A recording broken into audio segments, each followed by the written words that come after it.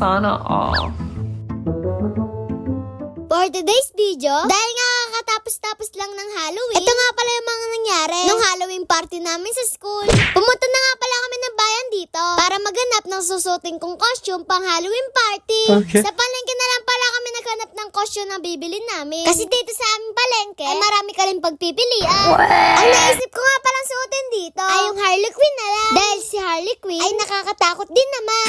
Dito nga pala sa unang tinignan namin ay medyo malalaki yung size nila. Kaya naman nung sinusukat ko ay halos mukha akong hanger dito.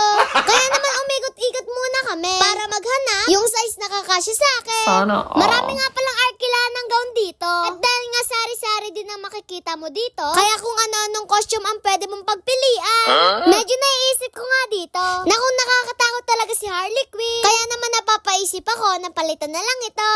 Buti na lang nakakita kami ng pambatang size dito. Kaya itong Harley Quinn na lang ang aking impaw ko costume sa Halloween. Marami nga pala akong size na sinusukat dito. Kaya naman yung tindera ay naghahanap ng size na kakasya sa akin. Okay. Ang unang sinukat ko nga pala dito, ito yung size na small. Pero dahil maliit-liit sa akin ito, at mukhang parang bitin pa ang manggas, ay pinalitan na lang ito ng medium. Nung sinusukat ko na nga pala yung medium dito, ang napasin ko naman dito sa medium ay medium malaki. Pero okay lang ito. Mas madali kasing gumalaw dito kaysa naman sobrang liit sa akin. Nung naisukat ko na nga pala lahat dito, ay medyo natutuwa ako sa aking costume. Kasi dahil itong costume na ito, pwede ko din gamitin sa book character.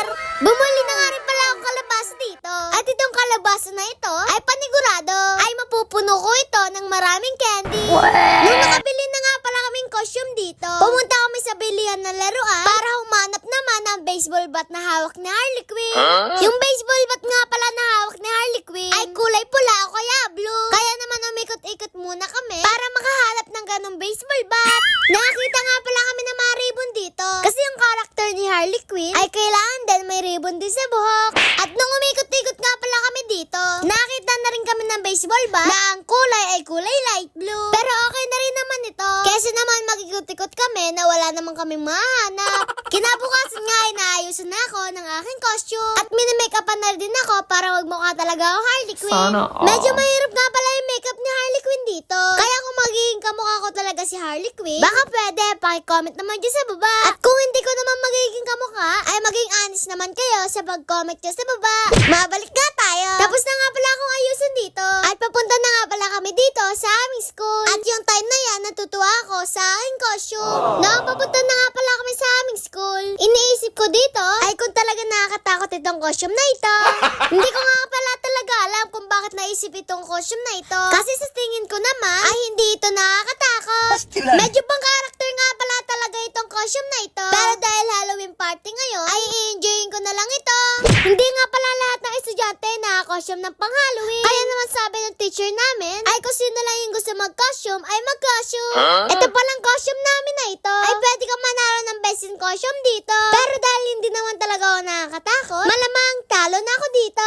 Pero okay lang, kasi yung gusto kong costume ay naisuot ko naman. Pero marami naman talaga ang costume na nakakatakot dito. At kung gabi nga pala ito mga lalabas, malamang matatakot ka dito. So weird. Marami nga rin pala nag-participate na mga estudyante dito. At siguro, gusto rin nila maranasan na mag-costume din sila. Okay. Kinder to grade 6 nga pala ang mga naka-costume dito. At ang nakakatuwa nga pala dito, halos lahat kami may dalang kalabasa. Yan nga pala ang mga kalabasa na yan. Yan nga pala ang paglalagyan ng mga candy namin. At panigurado nito, pag uwi ko ay napakarami kong candyng dala.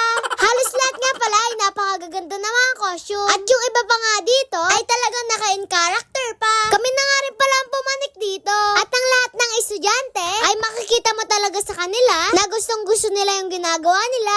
Pag may ganito nga pala talagang activity, ay sumasali talaga ako. Kasi sa mga ganitong activity, ay nakaka-enjoy naman talaga pagkasama mo yung mga kaklase mo na masaya din sa ginagawa nila.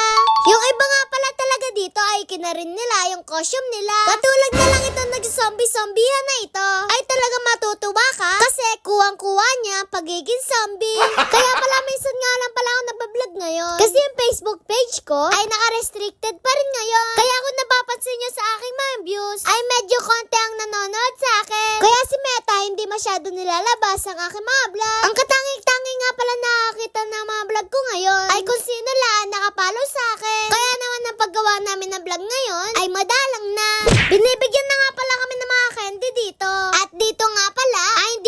para sa best in costume dito. Kaya naman, pauwi na rin kami. Yun lang, paalam. Please like, follow, share.